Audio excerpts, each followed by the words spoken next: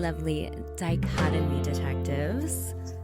I hope that you guys are having a fantastic week. I know I am. The sunshine is giving me life. You know what else is giving me life? Connecting with so many influential women and men on social media that just want to talk and want to help and want to raise awareness.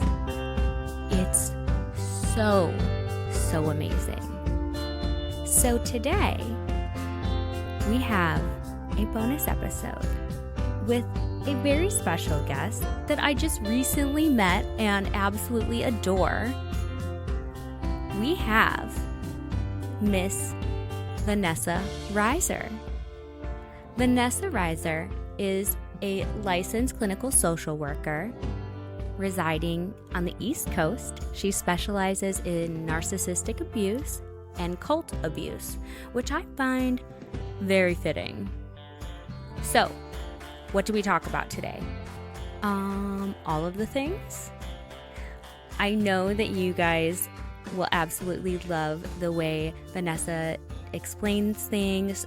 We talk exactly the same. There's some F-bombs in there, like she is tried and true New York.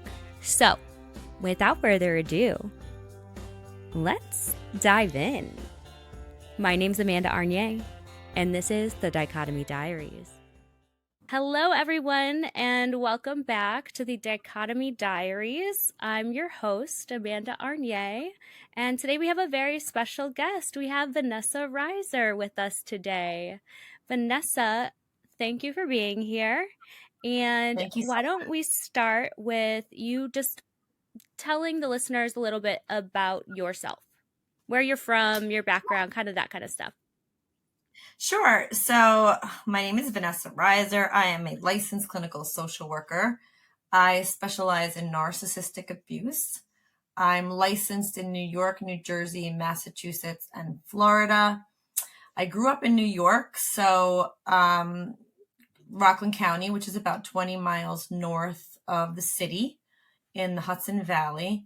Born in Westchester, but raised in Rockland County. It was an interesting childhood. My parents were kind of like hippies, so I had to kind of figure out a lot of stuff on my own. A little bit of like a ragamuffin Irish kid with, no shoes, flitting about with the artist mother. And sort of had to raise my brothers. A lot of adversity. There were days where there was no heat, no food, stuff like that. So kind of had to manage that. And I think that's probably why I decided to be a social worker, is because I became very connected to social issues and have a very strong advocacy mind. And so I think that adversity does catapult people into the social work realm. But that was very kind of much my experience was sort of this, adversity, having a lot of trials and tribulations and falling quite a bit. I didn't attend college until I was well into my 30s. And graduated with my master's at 42. So very much kind of like a late bloomer. Congratulations. That no matter when you get it done, it's still done. Thank you. Yeah. So I started following you. Gosh, it was probably like a month or two ago. And I believe that I had found your page off of Dr. Nadine's page. It was one of the ones that was recommended to me from her. And I was like, wow, like, I really like your content. And I saw that your post and you're like, I want to get on some podcasts. So I'm glad that you're here. I think that maybe the algorithm brought us to each other. And I don't know how much you know about my podcast. Have you listened to any of it or like summarized or anything like that? No, I'm kind of new to this world in that I've just finished writing this book. And so the last year and a half, I've just had my head in my laptop, and I couldn't even really create my own content, let alone listen to books. And people are always telling me about brilliant podcasts and other things to listen to. And I just, for the last year and a half, have been so enveloped in my own book that I'm still actually editing, and it's been a lot of work. So yeah, it's been hard for me to find time to do much of anything. When I first started this journey, it was probably like, let's say 18 months ago, give or take. The first thing that I thought, because I love to write, was that I wanted to write a book. And I knew that with how detailed my story was, that writing it all out was going to take a really long time, as you know. And so I opted, I'm like, you know what, I could transcribe it. If I'm going to transcribe it, I might as well just like put it in a podcast format, and then I can use those transcriptions, to help me along the way. So I admire you for doing that, because it is a huge feat to completely like engulf yourself in something like that, especially something that is so deeply rooted in like our psyche and in our soul, that means so much to us. So um when is your book coming out? What is the title of your book? Tell us a little bit about that. It comes out October 29th. It was picked up by Hachette, which I'm really proud of. So that's exciting. It's one of the top 4 publishing companies, which I really never thought would happen. And I'm so blessed. It's called Narcissistic Abuse, a therapist's guide to identifying, escaping, and healing from toxic and manipulative people. And you can find it on Amazon.com for pre-order already. Or Hachette also has a link where you can purchase the book for pre-order. Amazing, amazing. Um, so I think that's the thing we share in common. I talk about narcissistic abuse, emotional manipulation, financial abuse, all of those kind of things. And before, I would say 18 months ago, I was like completely unaware that it was even really a thing. I thought that people could be narcissistic. They like to look at themselves in the mirror, but I didn't realize that it was a mental health disorder that was in the DSM-5. I had no idea. And oddly enough, as soon as I started dealing with the abandonment of my ex-husband, it was like when it was going very mainstream on social media. Everything I saw was talking about narcissistic abuse and, the keywords, gaslighting, future faking, all of the things which now I think sometimes are overused a little bit. Because everybody wants to be a therapist and diagnose people. But I think that that's a commonality that we share. So I really wanted to kind of talk about that today, and just like ask some questions, because you're a professional. We haven't had anybody who's a professional on the show yet. And throughout season 1, I share, to kind of give you a very brief synopsis. I was married to a man that was outwardly Mormon, that convinced me to convert religions. We got married, and I found out that he was a very, very serious degenerate gambler, as well as a sex worker for men. Wow. It was kind of a perpetual cycle of sex work feeds the gambling, we're broke, kind of that thing. What I didn't know was that this was habitual, that there were 16 other me's. And so once I started asking all the questions last summer, I uncovered a lot of them. And so season 1 of the podcast really is my story and the story of about 6 other women who went through almost exactly the same thing. Wow. Unbelievable. Yeah. And so the first thing that I want to ask you, because I think it's kind of like the most obvious question. So when I was looking up just a little background on you, I saw that it said that you're an expert in narcissistic abuse. And I also saw that it said something about cult abuse. Is that accurate? Yes.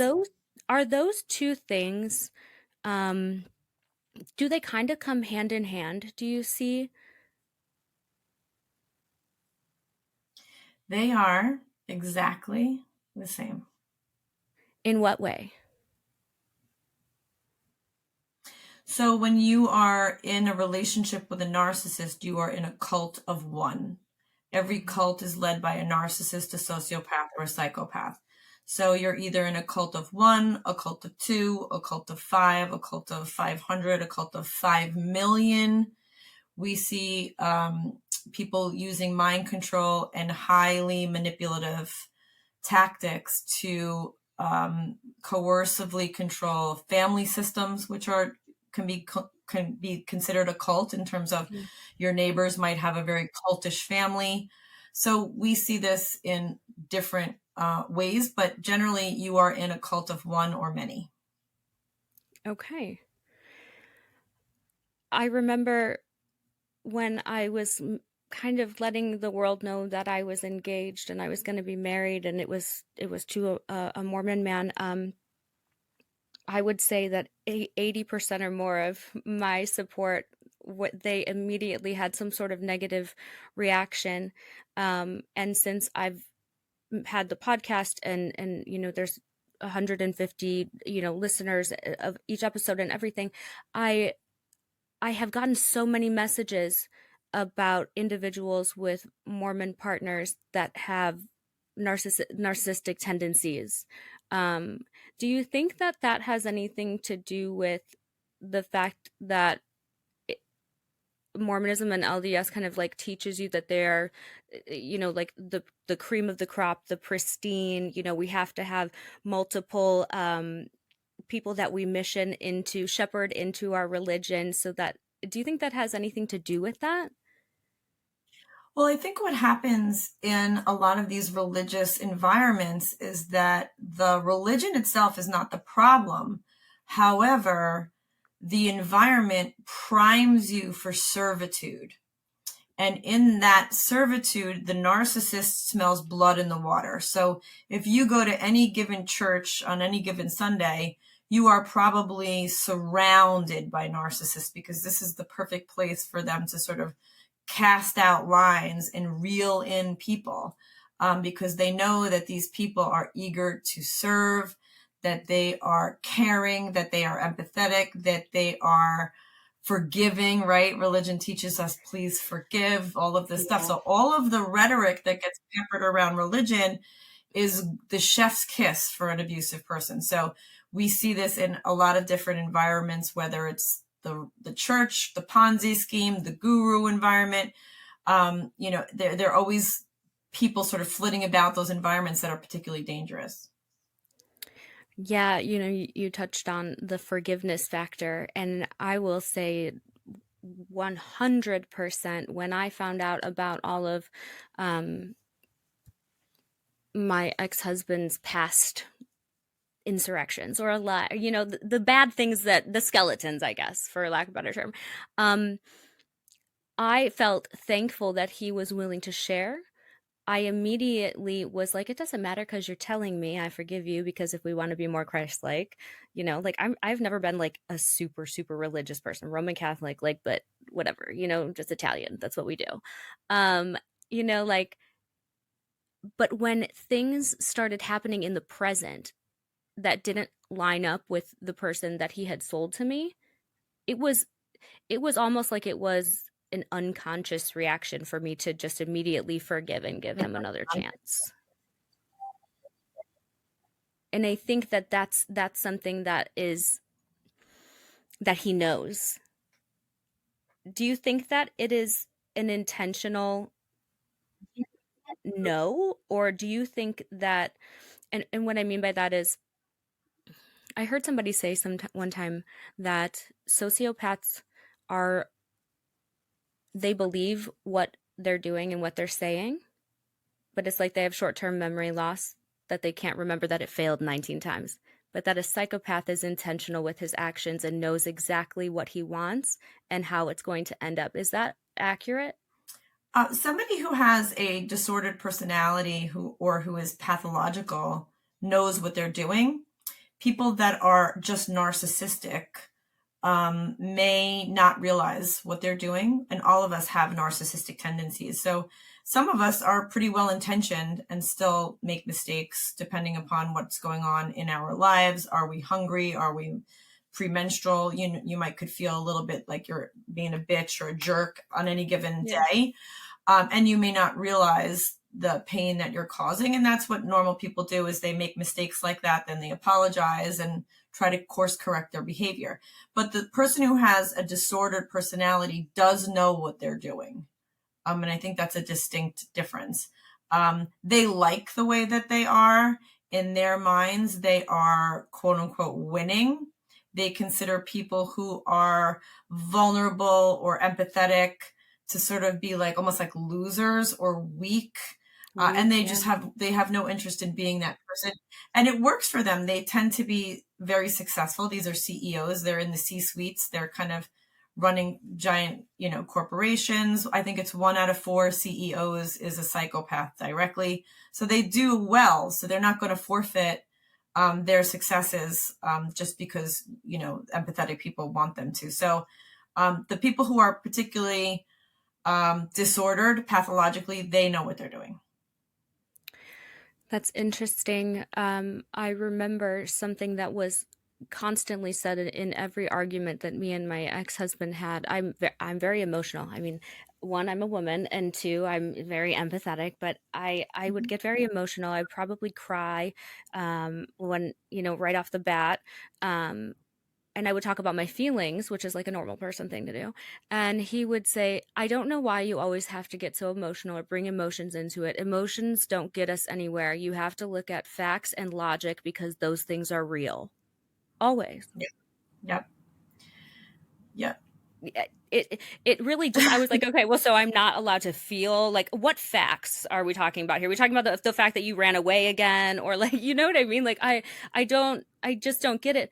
But again, like, if they think that they're winning and they think that they're right in their actions and what they do is intentional, what happens when this person is like super unsuccessful, or like in my case, like has a habitual gambling problem and is always broke or homeless? They tend to blame everyone else. That's somebody else's fault. So they have no insight. They're the perpetual victim. So, and in their minds, they might actually, as you mentioned, be quite delusional and think that or convince themselves that they are successful, and hence spend a lot of their energy pulling people down below them because they want to sort of push themselves up. Their baseline tends to exist lower than ours. So they're constantly pulling people down to make themselves feel better. They have a perpetual void. They are wickedly insecure. And so that's why the fluffing of the peacock feathers becomes their thing, is to make themselves look and seem bigger than they really are, because they're really, really hollowed out and sad and miserable creatures. So, yeah, they also confabulate, as you mentioned. They fill in the blanks with bullshit in their lives to sort of soothe themselves. And a lot of it is, nonsensical. It is not based in reality. So it wouldn't surprise me if your ex was, kind of inflating his own ego as needed along the way to make himself be convinced that he's better than he is. To give you a little bit more insight, he's a bodybuilder, full of tren, with super white veneers. Can't swear they're like the most chiclet fucking teeth you've ever seen. That's great. No, you're fine. No, you're good. Like, it's good. So with his whole like sex work world that he's in, he has for 10 years done financial domination on the internet. What is Do you that? know what that do you know what that is? Oh my gosh. Okay. So financial domination is the relationship between two individuals, one being like the alpha and the other being like the submissive, so kind of that power dynamic.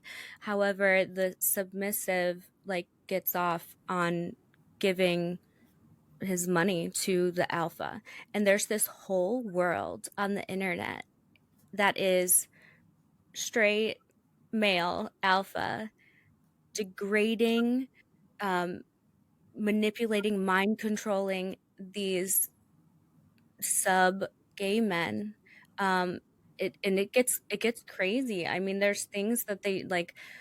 I remember hearing him on a call one day, and it was a gentleman who had paid him, and he had asked him to, with his shirt off and flexing his pecs, to wear a like a MAGA hat and to like degrade him because he was a Democrat, say like racial slurs to him, and he paid for Oh it. no. Oh God. And so when you say inflating of the ego, I mean, this man has people sending him daily like a tax that they have to pay because he is um better in all ways, shape, or form, the alpha and the omega. Unbelievable. I mean, could you imagine? Like, it's giving me LDE. It is the LDEest thing I've ever heard. I mean, that is so ridiculous that you would have to make yourself feel better by putting people down. And I think it's really interesting that there's a financial piece. I could see how that would really check a lot of boxes for somebody who's disordered because A, they have the control, and then B, there's that winning vibe of tallying. Oh, And then he 100%. probably gets very, very aroused in that environment based on those variables. So that because it's checking so many boxes, it probably keys right into that sexual mind, and he's probably very aroused by that. Yeah, it's always kind of like a debate between myself, the other ex-partners, and the listeners as to whether or not he's heterosexual, gay, bisexual, whatever. And obviously, me having been married to him, he has a daughter, he has another ex-wife, and countless female exes. Whenever somebody says, "Oh, he's definitely gay," we're like, "Nah," like, there's no way. I've kind of like made this like hypothesis that I think that he's aroused by money. That anything that is a vehicle to get him to money to be able to fulfill the gambling, maybe the gambling being the nucleus, um, is what he does, is which way he'll go. Because with the findom, with the get like all of that stuff, it brings him money, and he knows that. He used to call it like an endless well. Um, I think females and heterosexual relationships are just another vehicle on that cycle. I think it may have something to do with the money, but the money is really a symbol of power. And the power is what I believe is so stimulating. And I also think that the narcissist is generally what I would describe as any sexual. So this is not a diss to the pansexual community. This is very specific. They will take attention from anything. Does it have a pulse?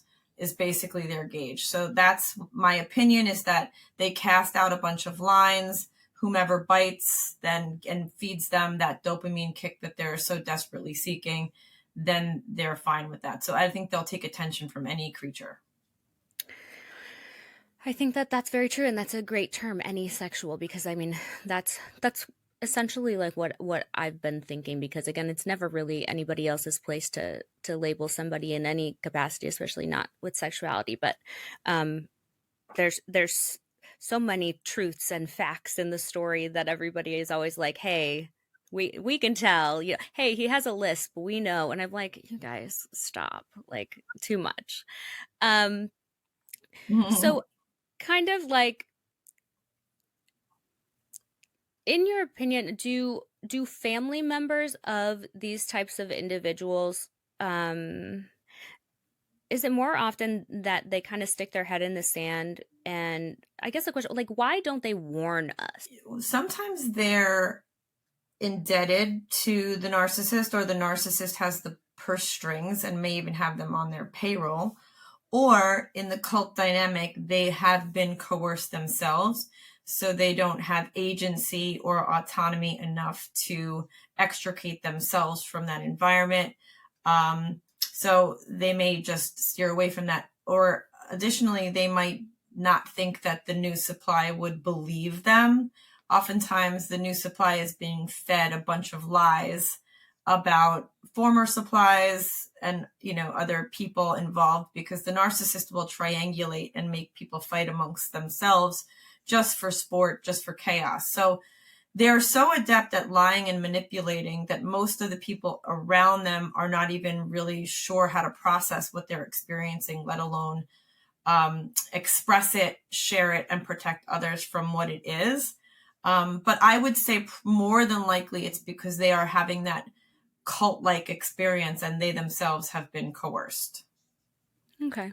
That makes sense and seems definitely like what me and the other girls have experienced, because it was always, if I'm sitting with the immediate past ex, she'll say something along the lines of, I really wanted to tell you, but then I saw how happy you looked and how happy he was posting you and all of this stuff, and I thought, well, maybe I just got the bad version of him and that he had changed. And I like all of them have said that. And I think to myself, I'm like, if she would have reached out, I would have been like, psh, I know my man. Like, you are the crazy one, because he demonized all the exes, So, yeah, it's so profound. I find myself as I've been going on some podcasts lately as a guest as well, kind of just trying to get the brand and face out there and stuff. And obviously, it's either an hour, sometimes 90 minutes, but typically like a very small amount of time. I find myself after each interview almost feeling like bad about telling my story because it's so detailed. And when I'm trying to relay it to others to understand, like, I feel like I feel dumb. Like, I feel like the question is always like, well, why wouldn't you just leave? Well, why did you choose to marry him? And the reason is in all of the tiny little things that you forget, which is part of the manipulation, I think, right? Yeah, people are trauma bonded. So when you go through the relationship, there's the love bombing, there's the devaluing, and then there's the discard. But it repeats, and most people don't realize it's the makeup session, tension building, fallout. Makeup session, tension building, fallout. And you go through this fucking up and down. And depending upon how rapid it is, it can be really, really traumatizing to our brains. But what happens is you develop a trauma bond and you are now addicted to the makeup session. You are addicted like a proper drug addict to that love bombing stage. Please just make it right again. I don't want to be uncomfortable. Be the person that you were in the beginning. Be that loving sort of version that I really like to be around. And that's what makes us stay, is that we essentially become addicted to the dopamine from that fix when things are made to be okay. And I think people need to treat this as such and not really throw themselves on the sword.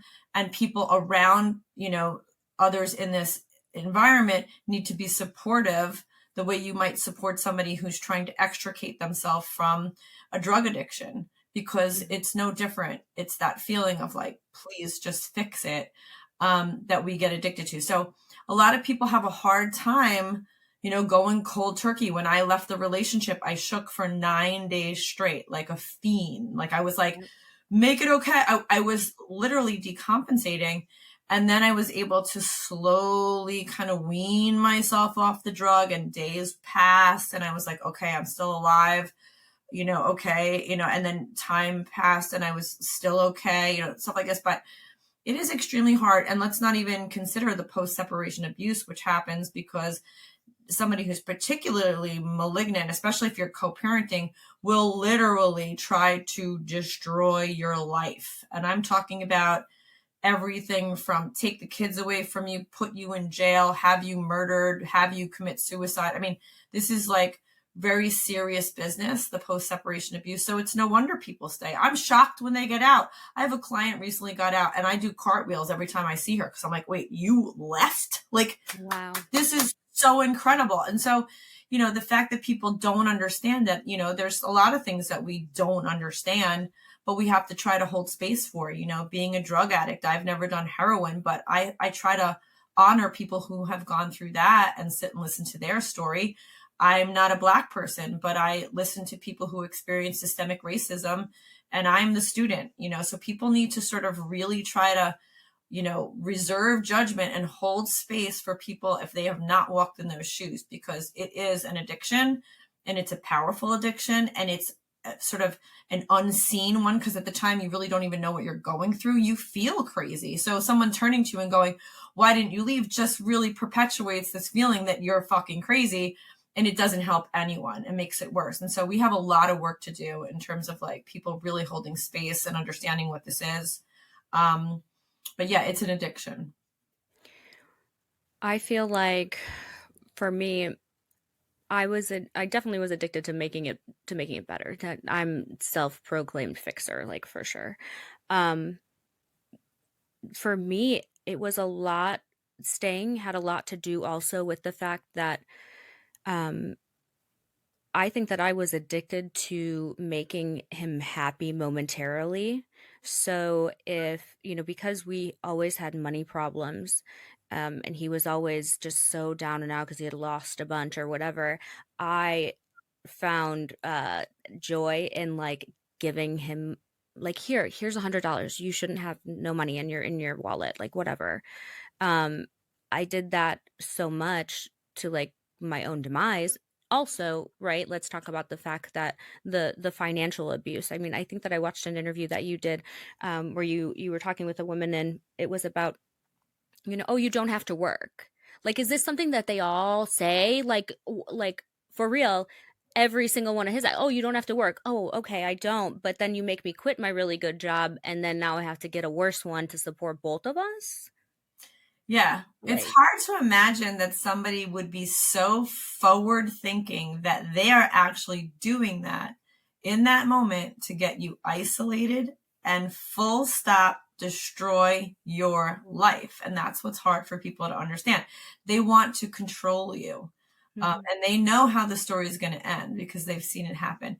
It's like they kind of enjoy, that destructive piece, which actually sort of begs the question in a lot of cases that a lot of the people that I speak to are not just dealing with a narcissist, but somebody who has antisocial personality disorder or who is a sociopath, because there are often overlaps. But that really sort of is that malignant, you're kind of crossing over into this vibe around this somebody who's really that forward thinking, like this is my thing, this is my playbook, I'm going to ruin her life, and haha, you have no money now, and haha, you have no career, I'm better than you, you're unemployed, you fucking loser. And that's Right. that level. And this is why I'm leaving you, because you're a broke piece of shit with no job. And you're like, you put me here, motherfucker. Like, what are you talking about? Like, and I, you get like in the moment though, like because you're already so broken down and beaten down and just in the most depressive hole, like you believe it about yourself. And initially for me, and I'm sure for a lot of other people, he like I was probably I was reasonably insecure when I met him, and he gassed me up like nobody's business, made me feel so beautiful, so perfect, and then was single-handedly the person to take that all away and then more. And I feel like I hear that a lot, where it's like I didn't feel worthy. He made me feel so great, but then also, was the person that is making this person not want to be alive anymore. And it's like that is so bizarre that it's so polar opposite from start to beginning, start to end. yeah, I think, they build you up, build you up, build you up just so they can kick your legs out from under you. Um, there are, scenes on TV where we see people who are looking particularly kind of inflated, and then their abusive spouse over time just chips away. And that's really disturbing. And it's no different for any of my clients. There's this kind of buildup, like, you are my soulmate, you are the most amazing lover, friend, all the things, crying. I often think that Hollywood is filled with narcissists because they are such good actors, right? So Yes, like, they I are. mean, this is like the level where, it's like, bravo, encore, let's see. It's just this, and then sort of turn it off and, wipe the fake tears away and carry on. But they will go really hard. This is somebody who will donate, a kidney to you on a Monday and then, tell you to get the fuck out of the house on a Tuesday. They will go all the way with this love bombing just to turn around and watch you be shocked by, like, you donated a kidney to me yesterday. What do you mean? Right. I'm like, this sort of mind fuckery is for sport, and that's the level. So you're talking about crazy highs and crazy lows. I mean, and that's why people really decompensate. It's really hard for them to process, let alone describe it to someone else, because it sounds insane. Like, even as I'm saying it sounds crazy. It's not, though. This is real. Yeah, it's so hard to describe it. I find, I think that my story of the podcast is like 20 something episodes, and they're right around like an hour and a half to 2 hours long each. Like, it took me that long to tell my part, which was only like a year, and well, it was probably 2 years. I'm like, really? Like, but I didn't leave any detail out, and I knew that part of me needed to share all of like the shame I had inside from all of like the embarrassing things that I hid from everyone. And I was like, if I don't like stop being so picture perfect, social media highlight reel, like, I'm never going to heal. And I have to say and to the world that I'm human and I made mistakes. And that really like let me out of this whole space of shame and like keeping things from everyone, including my family. That's so difficult. The alienation that happens because of the shame. It's, you keep going back and your parents are like, well, why, please stop going back. And you're like, no, just trust them. And then you manipulate your parents into liking them again. Like, that whole thing, that's just wild. So you mentioned a client. I want to talk about, like, do you see a lot of diagnosed narcissists or people who are antisocial? Are those two the same thing, I guess, too? Let's clarify that. So, sort of oversimplify, the narcissist is indifferent to your pain. The sociopath enjoys your pain.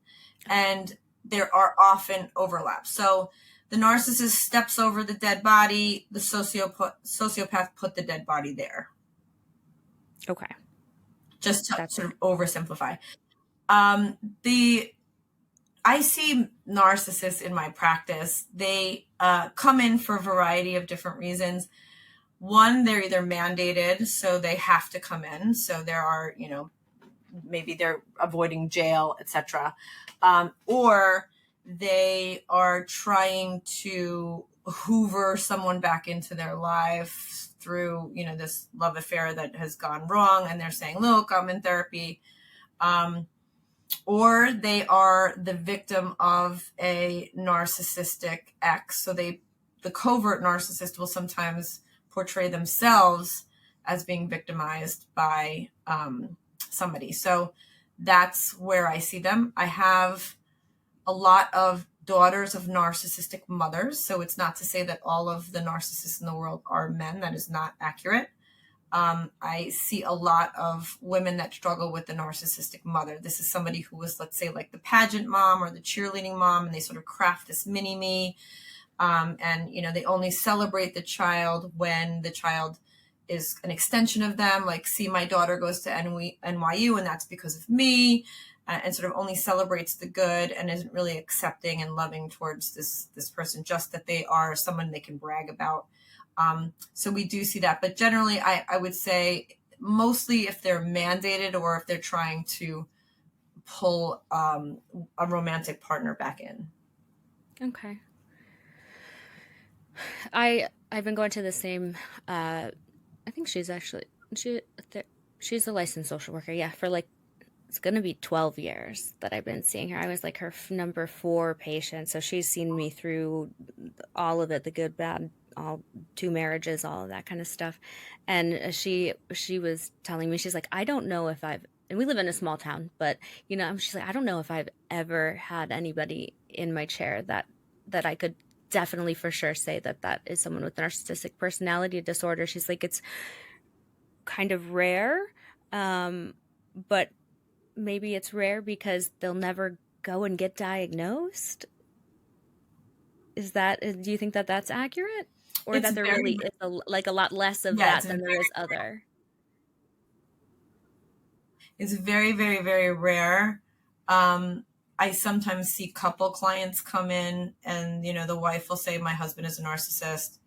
So sometimes they come into couples counseling. They probably come into couples counseling more than anywhere because they're getting sort of yanked in. But it is rare. And moreover, it's not that they don't find themselves in front of therapists, it's that when they do, they're still not doing the work. They're not insightful. They never show up to a therapy appointment and go, how do I get better?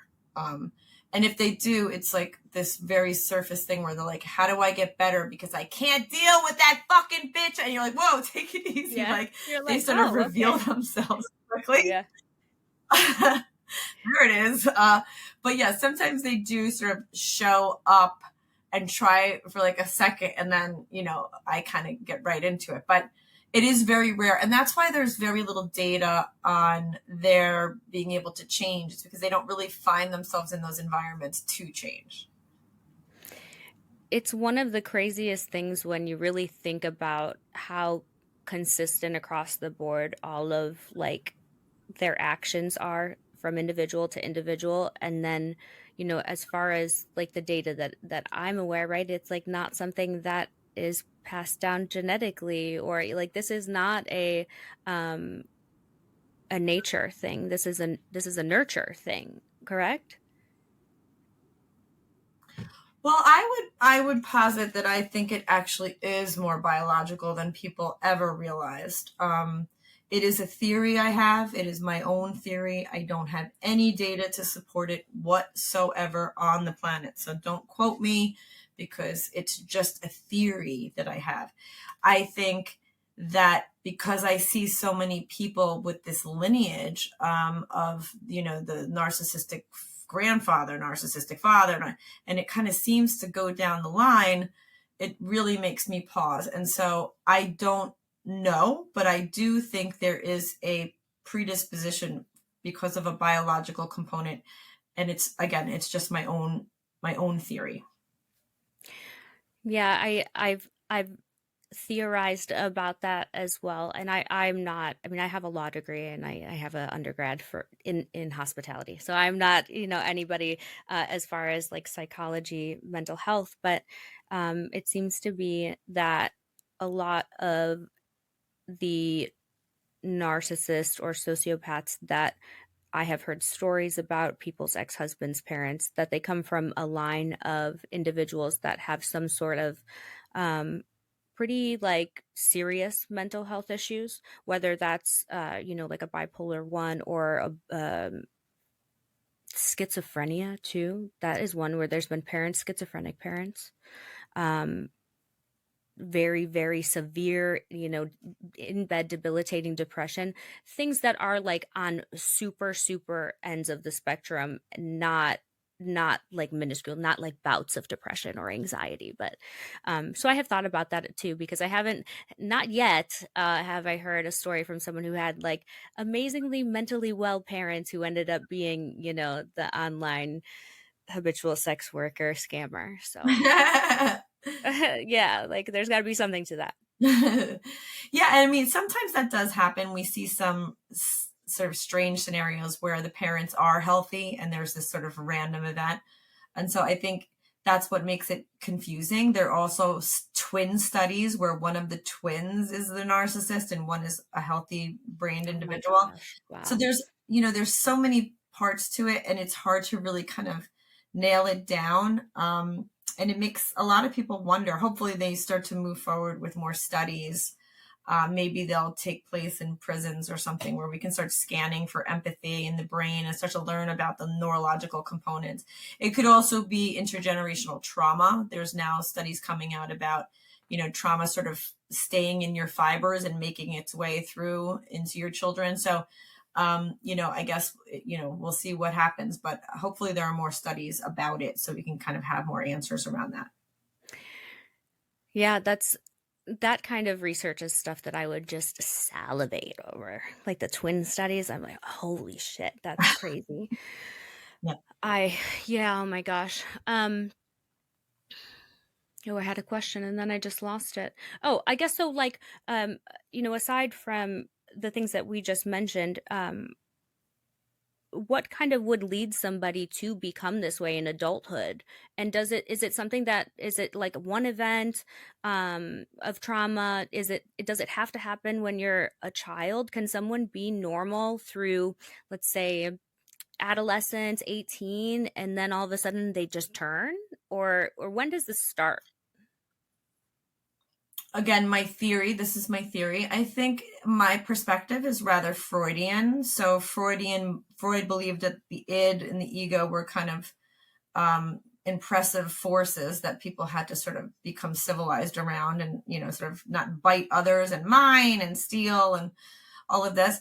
And I ran a daycare for 9 years, and there were some children that were particularly gracious and careful. And then there were some children that were, no matter what you did, were just nasty. And as a clinician, we would assess for oppositional defiant disorder in youth by looking to see if they would harm animals, would they set fires. So my sense is that this is something that develops very early on. And particularly with sociopaths, they have that tendency to be harming animals and setting fires and stuff. But I think for the narcissist specifically, what they understand early on is how to manipulate. So I think it's kind of something that they practice from a very early age. And again, it works tremendously well.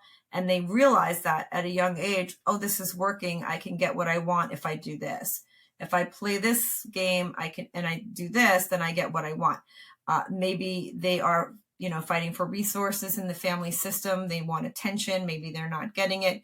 Maybe there's an abusive parent or an uplifting parent, and they're kind of, sort of matrixing that, trying to figure out how to land and protect themselves. But they do figure out early on, in my opinion, how to manipulate, and they carry that through their life. So I think it doesn't just appear. I think it's probably something that is more organic, but that they hone those skills as needed throughout their youth and then carry it on into their adulthood.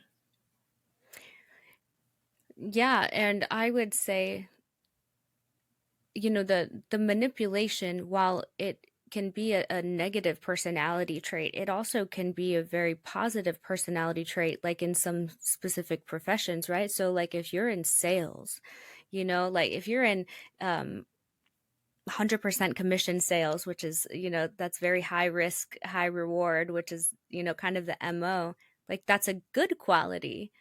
So I can see maybe how this individual would be like, yeah, I'm manipulative. Yeah, I can convince, an Eskimo to buy ice, like that kind of thing. And I feel that like to my core, because I'm like, wow, I just really drank the Kool-Aid like so much. It like, I wanted, some part of me at that point when I met him wanted someone to tell me that God sent me to him. Like I wanted to feel that irreplaceable and that confirmed. So that's just wild. Yeah. So, okay. So let's talk about like your book. Let's talk about you a little bit more. Is there anything specific that you feel about, kind of like the trends in this space right now?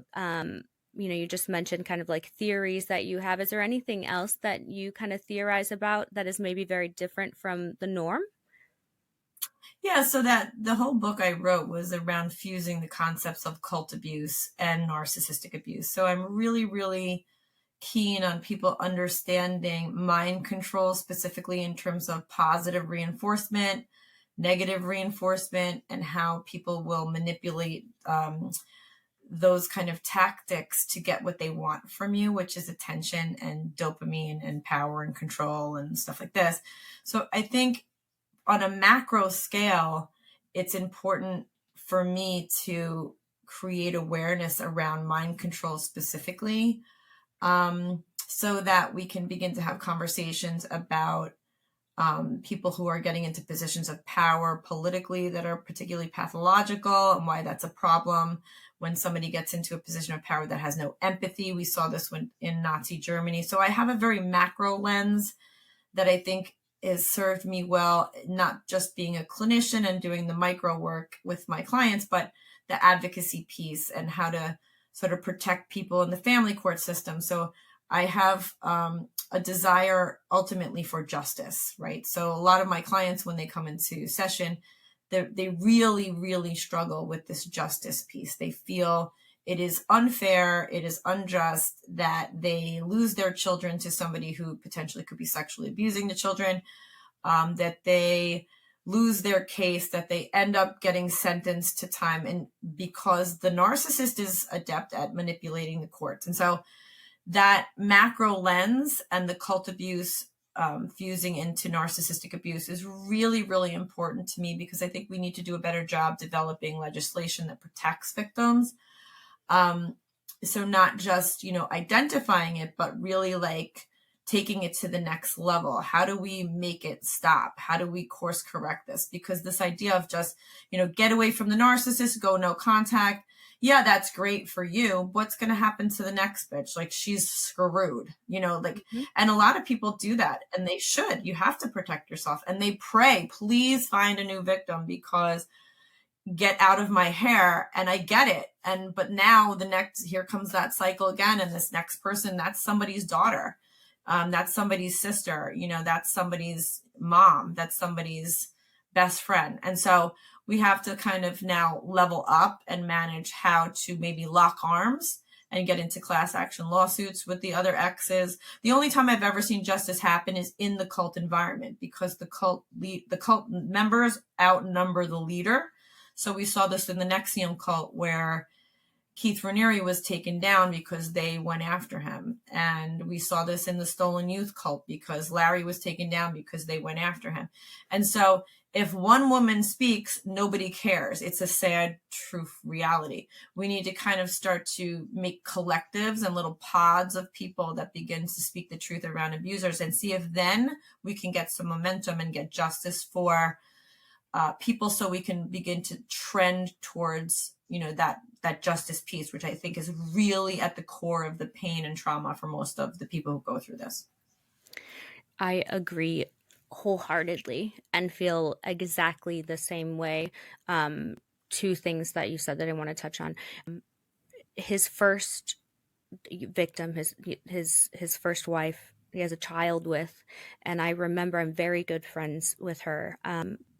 And I remember her telling me initially last summer, I just wanted so badly for him to find another girlfriend, because whenever he would be single or like freshly in a relationship was when he would start pretending that he wanted to be a dad again, because he had relinquished his rights of his child.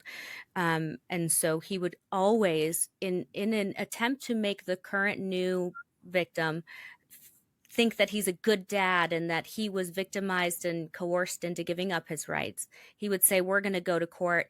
Hey, like for me, it was, you went to law school, so you can help me get my daughter back.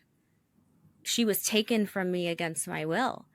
Lo and behold, I have an email that says, hey, I don't love you. I never connected with a child. I don't want my rights. Like, that's insanity. But he uses his daughter that he doesn't see as this hook for everybody else. And, hey, it's a good play, because it gets him all of the women that were also similar. It's crazy. Like, even like looks wise, very similar, but definitely in personality, heart, and empathy. The second part that you said was, just overall about legislation. That obviously is something that is so deeply rooted in who I am. I think that I am so just and ethical, like to a detriment. Like, it's hard. I can't lie, so it sucks. It was difficult for me during the divorce trial, because I'm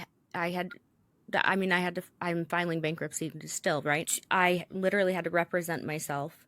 And it ended, the outcome ended up horribly, that I had to pay for his attorney, or I'm ordered to pay for his attorney to divorce me after he did all of the damage. So because I knew that, evidence-wise, everything that I had showed me sending him money or me doing things. The coercion is the part that it's like, how do we put that on paper? Or how do we make that real? Because I have 16 victims, and I'm like, we need to do something. We need to do it. Because the power, like you said, the power is in numbers. And it wasn't like, I'm not a vengeful person. He's a felon. He'll end up in jail again. But it's kind of one of those things where it's like, I didn't get justice in the family court. Thankfully, we don't have any children, and I kind of moved past that. But I knew that if I told the story, that more people would come out of the woodwork, and then perhaps the justice would either be on, justice by media, trial by media, or eventually this could help somebody turn this into some sort of legislation, lobbying, those kind of things. So I think what it's trending toward, which we're seeing, is the coercive control laws are coming out, certainly in New Jersey where I am and other places. And so it seems to be trending towards at least having some way to go after them, especially in a divorce scenario like yours. But it's so slow moving. And I think what we need to do is not be afraid to reach out to the exes and to the new supply, even if we get rejected, right? So let's say the new supply tells you, I know my man, I'm good. See, like, this kind of stuff. That's okay. You did what your due diligence was. Maybe there was a seed planted, but this idea that we're going to heal in a vacuum and not do anything is only perpetuating damage that's done by the narcissist moving forward. And that means moving forward in not just that relationship, but holistically, like our daughters are going to suffer at the hands of. So we need to think a little more globally, a little more holistically. Who are we really protecting? It's not just the new supply. It's your neighbor's daughter. It's your niece. It's everybody who could potentially be victimized everywhere, because we need to start sort of sounding off about what this is. And as I mentioned, locking arms and trying to create a movement of sorts, because I do see cults having success in justice, and I'm pretty well convinced it's because of the numbers. Absolutely. And hey, if you put it out there and you send the "hey girl" warning you DM, maybe she's not ready now, but she'll save it, because maybe in 10 months she'll be ready, and then you're there. So I know you have a hard stop. That's right. I want to thank you so much for being here, answering all my questions, and providing us with your expertise and your theories. And hey, if there's any way that I can help you in any sort of legislation, let me know. I have all of the data and all of the women who are ready to go. That's awesome. Thank you so much. Absolutely. Have a good rest of your day. Thank you, Beauty. That was really awesome. And thank you for sharing your story. I'm going to now dig into you. I'm going to do a deep dive because I'm super curious. Have a wonderful weekend, and I look forward to seeing you soon. It's not over yet till you taste regret. It's not over yet. It's not over. Oh my gosh. Well, how fun was that, you guys? Like I said at the beginning, I am so grateful. Just like my hands are together in a praying motion right now. Like, I'm so fucking thankful for this journey and for all of the incredible people that I get to meet. Like, oh my gosh, knowing that Vanessa and I have similar stories and also a shared goal is amazing. All I wanted was to help people and to make new friends that had shared goals and wanted to help me in the same way that I wanted to help them. And I feel like the universe is like overly fruitful with this for me right now. So it makes me want to cry a little bit. Also, can we just talk about the fact that I have met so many people from New York, specifically the Bronx and Brooklyn, like within the past 6 months, 12 months, that I like the connection between me and Vanessa, me and another interview speaker that I'm so excited about. I can't wait for you guys to hear that episode. And also, let's just talk about Italian Batman, who I know I have not talked about at all lately. I've just been so busy. But, if there is someone who supports me emotionally through and through, it is him. And I don't know. It's hard to have someone that you want to be around all the time just because of how safe they make you feel and validated and all of those things, and they just live across the fucking country. But I don't know, you guys, I really like New York. It's crazy. Like I don't think like politically I could find myself living in like New York City, but hey, if we make a bunch of money on this podcast or something, your girl just might like go buy a house in Westchester. I'm not gonna lie. So yeah, I did want to mention Italian Batman and how happy I am and surprised too that my little Chicago ass gets along so well with these New Yorkers. So I hope you guys enjoyed that episode. I will be sharing all of Vanessa's social media links, websites. There's ways that you can get in touch with her, whether you're looking for therapy or anything else. In the episode description, don't forget that this episode also has a video format on YouTube. So please go over there and like, comment, subscribe. Any activity that you can do on any of our social media and YouTube posts really pushes it out to more people and creates visibility and growth. So I appreciate that. So thank you for being patient, and I'll talk to you next week. My name's Amanda Arnier, and this is the Dichotomy Diaries.